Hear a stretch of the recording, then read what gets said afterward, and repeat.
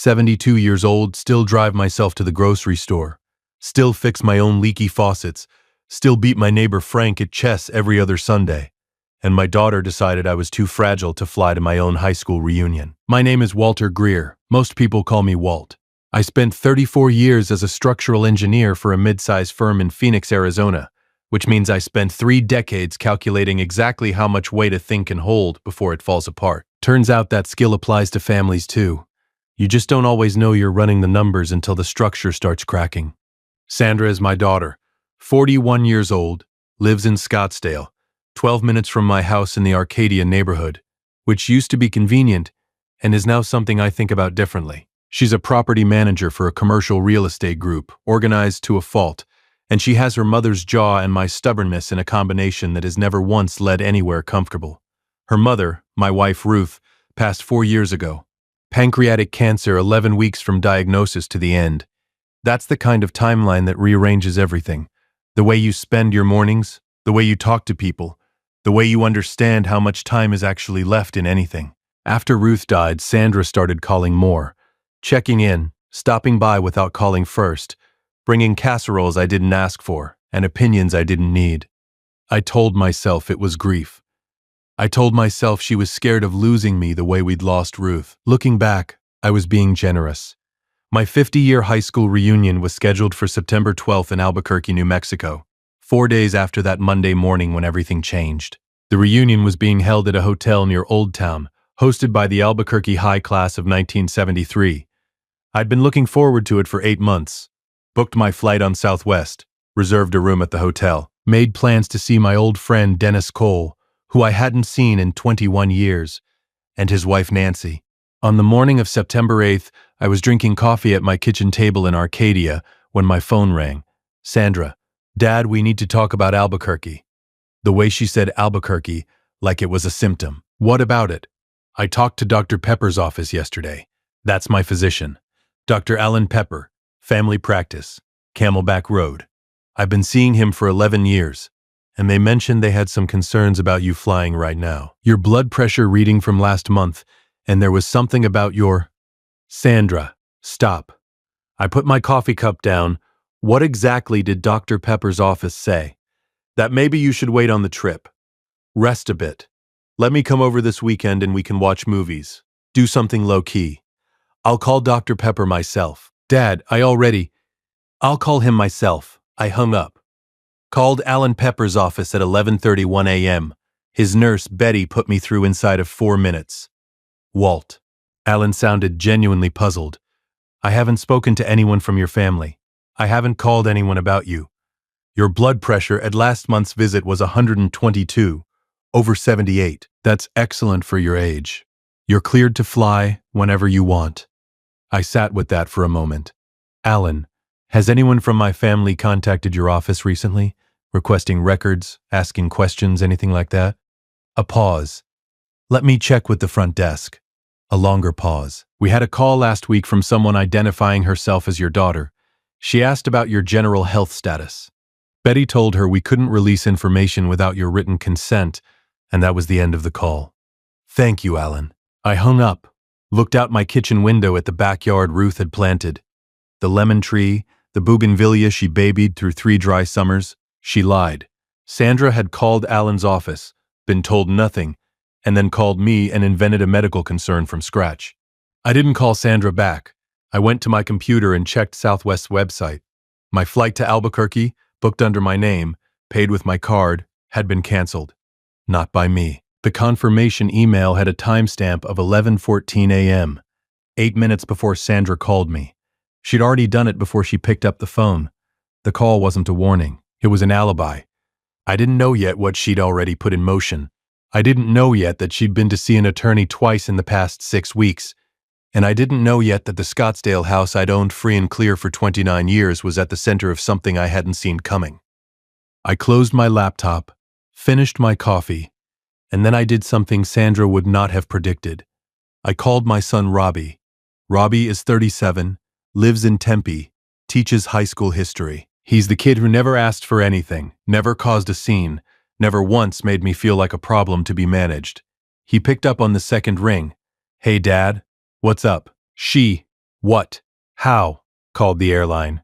Used some kind of medical emergency clause. Told them I was incapacitated. Another beat. Longer. Dad, that's not okay. No, it's not. I leaned back in my chair. I need to ask you something, and I need you to be straight with me. Always. Has Sandra said anything to you?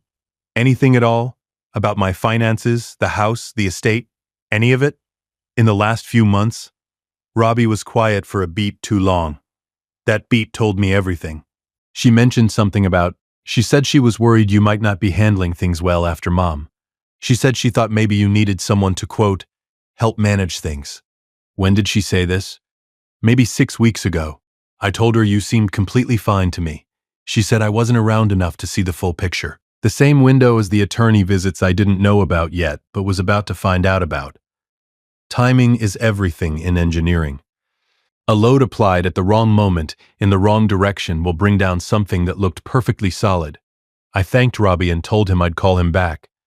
Then I sat in Ruth's kitchen for a long time, looking at her bougainvillea, thinking about the specific kind of person who calls a doctor's office pretending to be concerned about their father while simultaneously working a legal angle behind his back.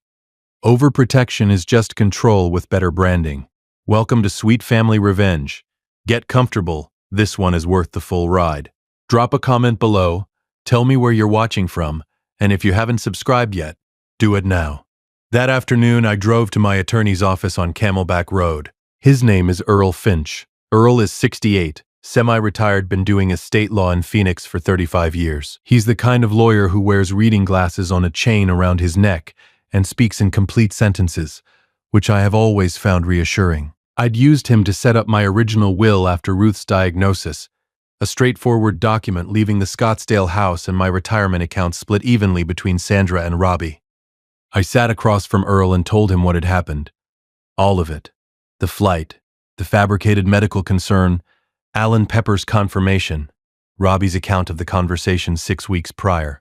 Earl listened without interrupting, which is a skill not enough people have.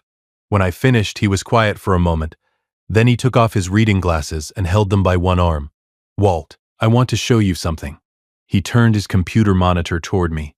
I had a call 2 weeks ago from another attorney here in Phoenix. Inquiry about power of attorney filings and what process would be required to have an adult declared cognitively incapacitated in Arizona. My stomach went cold. What attorney? A woman named Renee Stokes, estate and probate. I looked her up. She's a junior partner at a firm in Scottsdale. He paused. I didn't take the call past the initial inquiry, but I made a note because it struck me as unusual.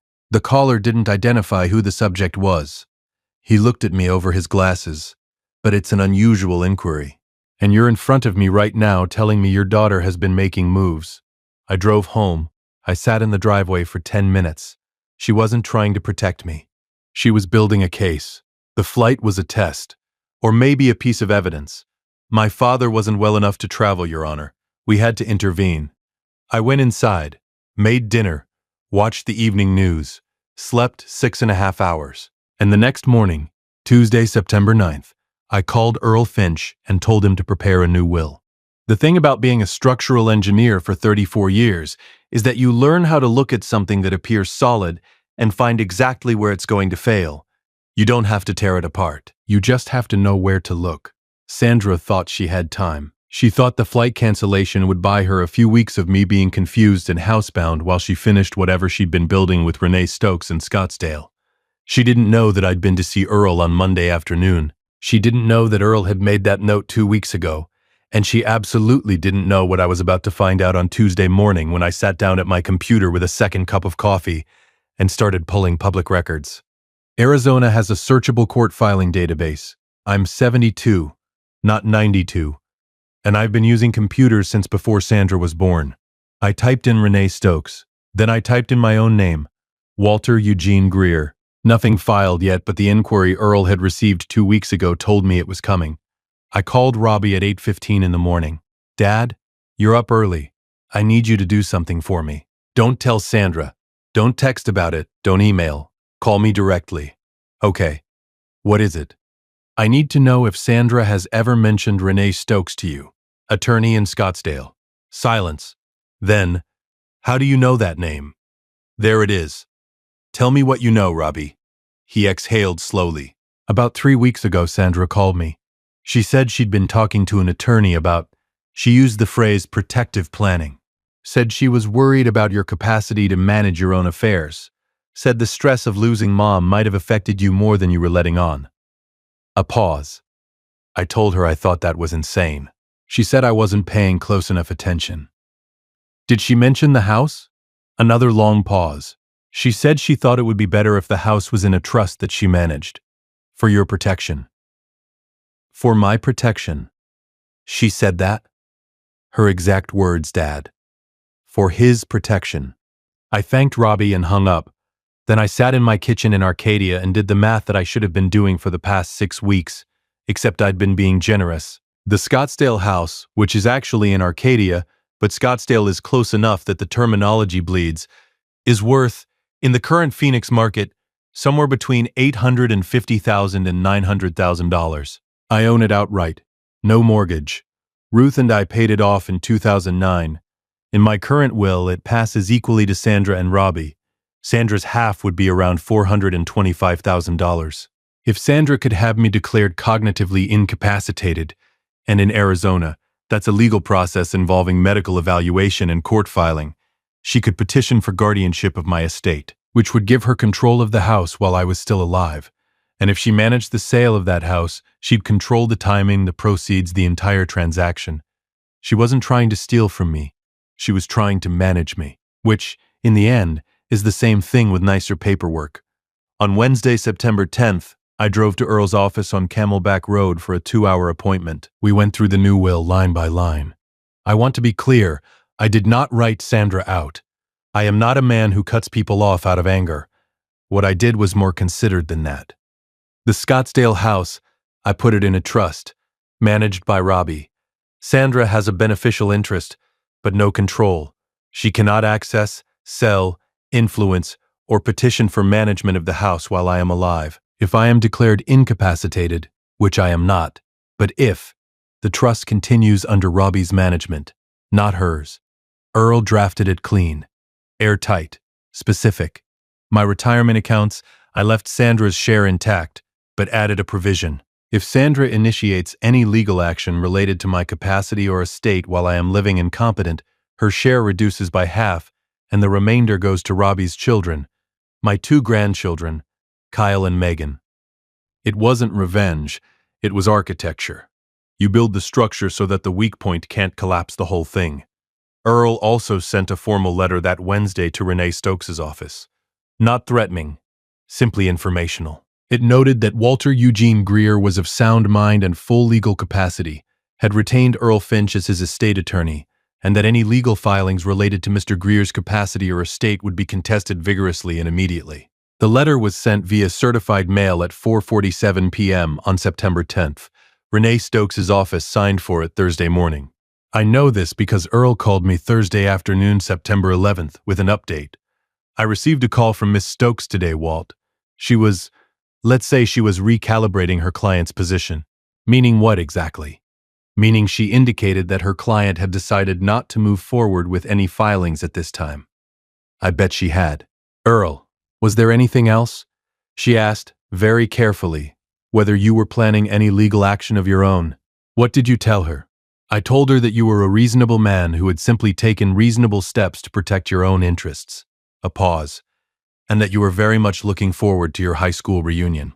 I actually laughed, out loud, in my kitchen in Arcadia. For the first time in a week, I laughed. If you've made it this far, do us one quick favor. Subscribe. A lot of people watch without ever doing it, but it costs you nothing and means everything to us. Thank you, genuinely. But there was still one thing I hadn't done. On Thursday evening, September 11th, I booked a new flight, not through Southwest this time, through American Airlines, departing Friday morning at 7:40. Phoenix to Albuquerque, 1 hour and 10 minutes. I packed my bag that night. 2 pairs of slacks, my gray sport coat, the good dress shoes Ruth had given me for our 40th anniversary, and my father's pocket watch, which I take everywhere that matters. I also did something I hadn't done in 4 years. I found the photo album from our 1973 graduation. Ruth and I had met that year, not at the graduation itself, but at a party 3 weeks after. She's in 3 photos from that summer, laughing at something I don't remember anymore. I put the album in my carry-on. Friday morning, September 12th, I was at Sky Harbor Airport at 6:15. Went through security, bought a terrible $5 coffee, sat at the gate, and called Dennis Cole in Albuquerque. Walt, you're still coming? I'm at the gate right now. I heard you might not make it. Nancy had a message from Dennis. I kept my voice even. Whoever called Nancy was wrong.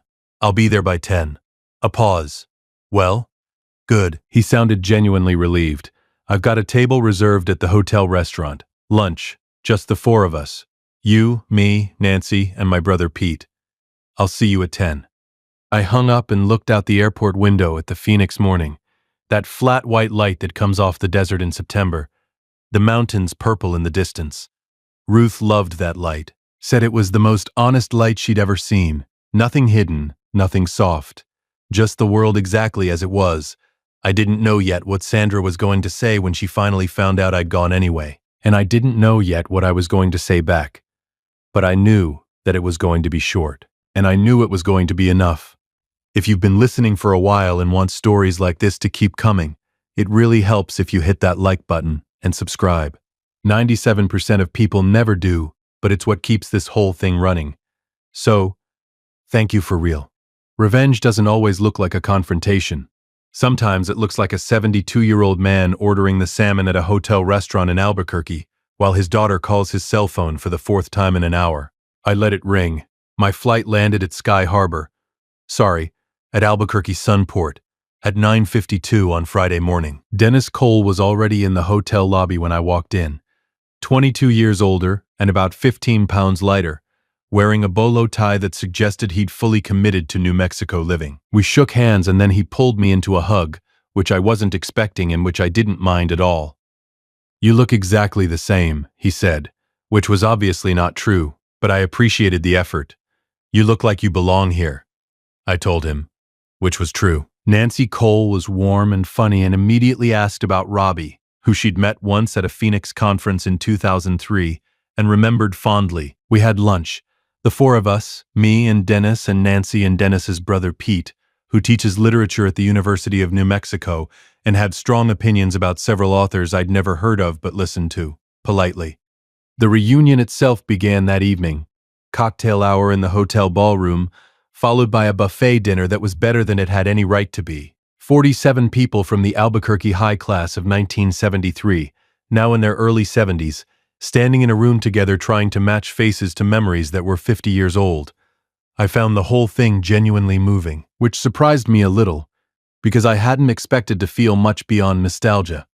But there's something about being in a room full of people who knew you before you'd built anything, before the career, before the marriage, before the children, before the losses, that puts everything into a different order.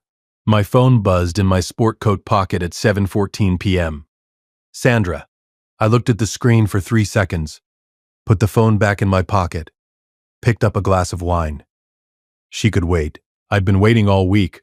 By the time I got back to my hotel room that evening, it was 10:30 Phoenix time. I had 4 missed calls from Sandra and 1 voicemail. I put my phone on the nightstand and looked at it for a moment. She knows I went anyway. She knows because Dennis told Nancy and Nancy told someone, and that someone either is Sandra's contact or became one. Or maybe she checked the airline app. Or maybe Renee Stokes still had a line open. It doesn't matter how she knows. What matters is that she does. I did not listen to the voicemail that night. I slept 8 hours, the best sleep I'd had all week, and woke up Saturday morning to clear New Mexico light coming through the hotel curtains. Saturday, September 13th. I ordered room service breakfast, called Robbie. Dad, are you in Albuquerque? Having eggs and toast right now. A long beat. Then, oh thank God. How's Dennis? Good, wearing a bolo tie. His brother Pete has a lot of opinions about literature. Robbie laughed. Dad, Sandra's been calling me. He paused. She's not happy. No, she says you went against medical advice. I went against her advice, which she falsely attributed to my doctor, who I called, who confirmed he gave no such advice. Alan Pepper told me my blood pressure was 122/78, and I was cleared to fly whenever I wanted. A longer silence. She lied. Yes, Dad. Robbie's voice was careful. What did you do? I updated my will. I put the house in a trust under your management. I had Earl send a letter to her attorney. A very long silence. Her attorney. She'd retained an estate attorney in Scottsdale. The attorney had already made inquiries to Earl about having me declared cognitively incapacitated. The silence on Robbie's end had a specific texture now, the texture of a man recalibrating everything he thought he knew about the past several weeks. She was going to try to have you declared. Dad, I know what it is, Robbie. Are you angry? I looked out the hotel window at the Albuquerque morning. A clean blue sky, mountains in the distance, the kind of day Ruth would have described as borrowed time in the best possible way. I was. Then I got on the plane.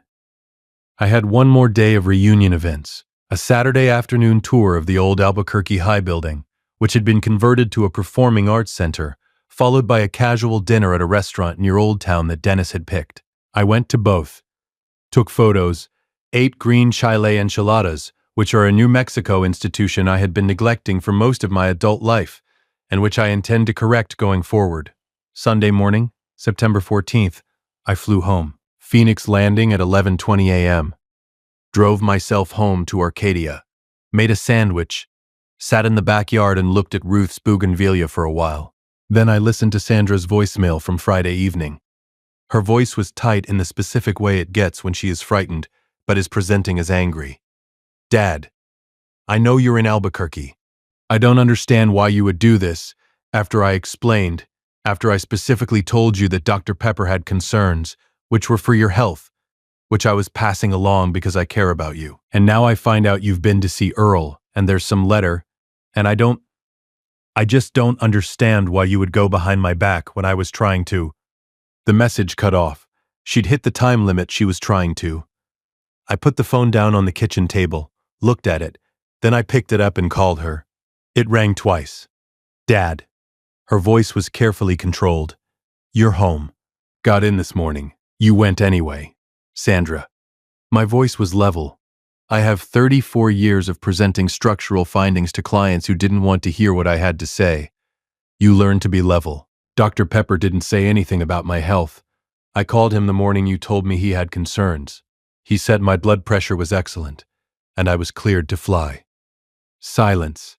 You called an airline and canceled my flight using a medical emergency clause. You fabricated a physician's concern to justify it.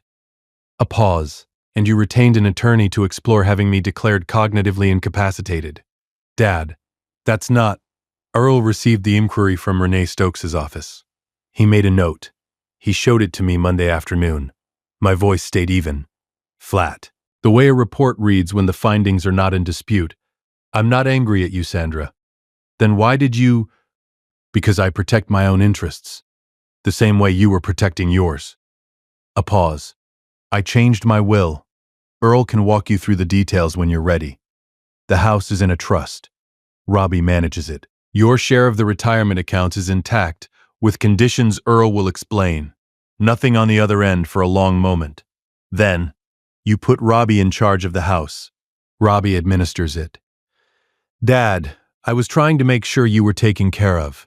After Mom, I just wanted to make sure nobody could take advantage of you, that you had someone looking after. Sandra, I stopped her, gentle but complete, the way you stop a load-bearing calculation that's gone in the wrong direction. I am 72 years old. My blood pressure is 122/78. I flew to Albuquerque, attended my 50-year reunion, ate green chile enchiladas, and flew home without incident. I am not a problem that needs managing. I let that sit for a moment. But I understand that you're scared. I understand that losing your mother changed something in you about how you think about losing people. Her voice when it came back was quieter. I just didn't want to lose you. Then stop trying to contain me. I said it simply.